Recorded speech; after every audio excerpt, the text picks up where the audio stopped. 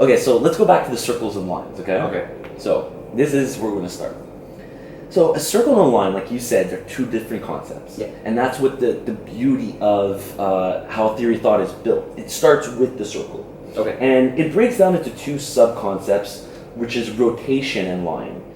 Let's think of this abstract space, and it looks like outer space. Okay. Okay, so it's just like, it's like these circles that are rotating around one another. And they're these systems. Okay, but you can't see them. Like planetary systems a little bit, okay? Yeah. Every object, everything could be considered a circle. You're a circle, I'm a circle, you know, this house is a circle, this city's a circle, the country, the earth, da-da-da-da. It's a container. That's what a circle kind of is, right? We're containing something. Yeah. You know, a cell is a circle. Even if it's not circular, it's still a circle. A tree is a circle. And so kind of containing thing. Yes, containing something. Exactly, right? So that's the idea. So you say everything's a circle. And then the thing is that then there's just really, you know, lines that connect all of these things in terms of, you know, how they're moving from one place to the other. So we have motion and we have, you know, position and motion. Yeah.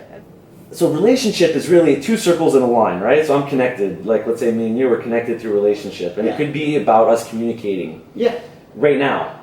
But it could also be about us, like, both liking motorcycles. Sure. Like, that could be a thing that connects both of us. So we've got, like, a couple of lines, for different things. For different things. Yeah. Right? And then, but you're not necessarily just one circle. You're made up of a whole millions of circles. I don't know, like thousands of circles. You know, within you, all the things that you're connected with. So let's say, you know, you really like basketball, and you know you have a circle there, and then you connect with your friend that's really into basketball, and you have a line there, and then what happens is that all of these lines are really just relationships. They're not like roads that we're going to travel just yet, but they're relationships. So imagine that you have all of these relationships, and then I have all of these relationships. So I have all these circles and lines, and all this stuff lives in abstract space. Okay. So this is the abstract world. Okay. Okay? It's the defining of you through relationship, defining of me through relationships. Right, so if I was to like matrixify this situation, you know, just see this in the language of the abstract of the code, we would be just a massive group of different circles and a bunch of lines, and at the moment we're here and we've got lines between us, but we're also so connected up with everything else. Absolutely. We're constantly connected. But it's all just invisible. It's invisible. Yeah. Well, I maintain all these relationships in my head, right? They're invisible consciously. Like, I'm not consciously thinking about, you know, my mom or, you know, my friends. Once. But, like, they're connected. Like, my brain is literally connected to all of these things. Sure. And the thing is, not just the living. These things also applies to the non-living, but it's easy to understand that, you know, our minds hold all these connections, all these relationships, and all these things exist in an abstract space. Long story short is that the reason we move around and do anything is because of these relationships and the forces that are applied to them. So there's gravity that pulls us to places because of all of these relationships. Like, the reason that, you know, you came here tonight is because you're really into metaphysics. You know, you're friends with me. You're in Thailand. You're in Phuket. You live very nearby. Things have to happen. So all of these relationships come together, and they literally put on an attractive force of, like, gravity. And put you in this situation. Yeah. So it's like, in some respect, you would say that you don't even decide anything.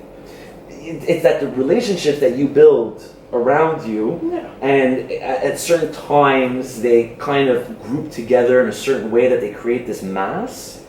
So you can imagine. Yeah, some would call that karma in a sense, right? You could say it's karma. I think of karma a lot as like kind of the reciprocal thing, but sure, there are different ways. I think karma's a deep concept. Yeah. Okay. I think it really is. But no, so this idea where you're talking about is that like, where does predisposition fall into this? So does that mean we are, because, you know, the classic 15-year-old argument, you know, is everything laid out, and if it is, then, you know, I can choose not to, and then it isn't. Yeah. And Okay, before we get into the decision-making thing, which is interesting, because, like super important, I just want to, like, really go and just, the abstract space, imagine that the relationships are these circles, and these circles build okay, into bigger circles. So the circles can go into other circles, and they create massive circles. So you have like these brands, you have corporations, you have governments, right? Because they're just built up of so many individual bodies that they become a bigger body. Exactly. Okay. And what's feeding those are really our minds. Sure. Because that's what's interacting with this abstract space. Yeah, I mean, the government technically is quite... If you can't put your finger on a government, you can't hold one in your hands. You know, it's an abstract thing in itself. Yeah, exactly. It's a group of thought, of a group of people deciding what a government is. Yeah. Most things in human history are like that. They are just what we say they are. They exist because we give them life as concepts, but they are intangible. And I would like to know, like, how big is it? How big is this thought? Like, in terms of an abstract concept, like, what is the value? And that's what always kind of drives me, is like understanding, like, what's the like, how do I put a number on the U.S. government, on the Canadian government? Like, what are, like, how do you calculate all the relationships that make up that body? That's fascinating. And then that mass, let's say you came up with a fucking gargantuan number. Yeah. And then, you know, like, you can imagine then the situation is like, it's like a Jupiter or something like that. And then everyone is just like, you know, tiny little specks, and we're just being drawn into it. And there's nothing we can do about it. Literally, there's no way to avoid interacting with it in some way or another because of the gravity. Yeah. Like, so the same laws of physics that exist here also exist in the abstract realm. But they exist a bit differently. Like, the circle is the symbol for gravity, and the line is the circle for electromagnetism. And then you can start applying the physics of reality to the physics here, and the things that are happening here is what's then laying out the actions here, particularly on the intelligent level. Like, you don't need to model abstract space to model, you know, the asteroids moving through space, because they're not intelligent. No, they don't tap into the abstract space. No, they only change with forces that are applied on them. They don't actively do anything. Exactly, but because we're tapped into the abstract space, we are modeled, we interact according to the forces of physics within the abstract space. So the reason we move around and do things and what is because of the physics there. Okay. You see what I'm saying? Yeah, I kind of get it. So it's like,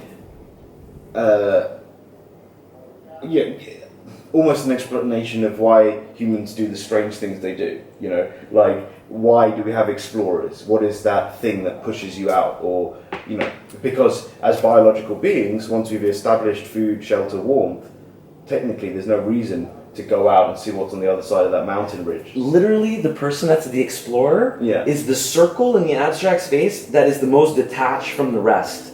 Like, and that guy will show, or girl will show up as an explorer in reality. Like, that's what it would look like, right? So you'd have this abstract space with all these circles, and then the Magellans or whatever are the ones that, like, went so far away that now in reality they look like they're like just they're just doing something on their own. And, you know, like, some of them disappear in history, but the ones that are successful, I guess, go very far and then come back because they use relationships to just slingshot themselves around. And, like, and they just end up, it's a reflection. Like, it's literally would be like that. Like, because that's what Magellan did, right? Separate himself from, you know, Europe, you know, from his people. Well, eventually, you know, they always reconnect. And they reconnected. Always, one way or the other. Otherwise, they would just be lost to space, you know. Absolutely. That's it. It's just space. It's just space, but in a different way. Like, there's no lines here that we can see, but imagine space with some lines. A lot of lines. Yeah. But like just physics though, you know, like Magellan would be the thing that went around, like, you know, Halley's Comet or something, and then came back. But and then it looks like Magellan. You know? You're like, oh shit, Magellan, he's still there. And it's just because he just slingshot it around, you know. Kitty.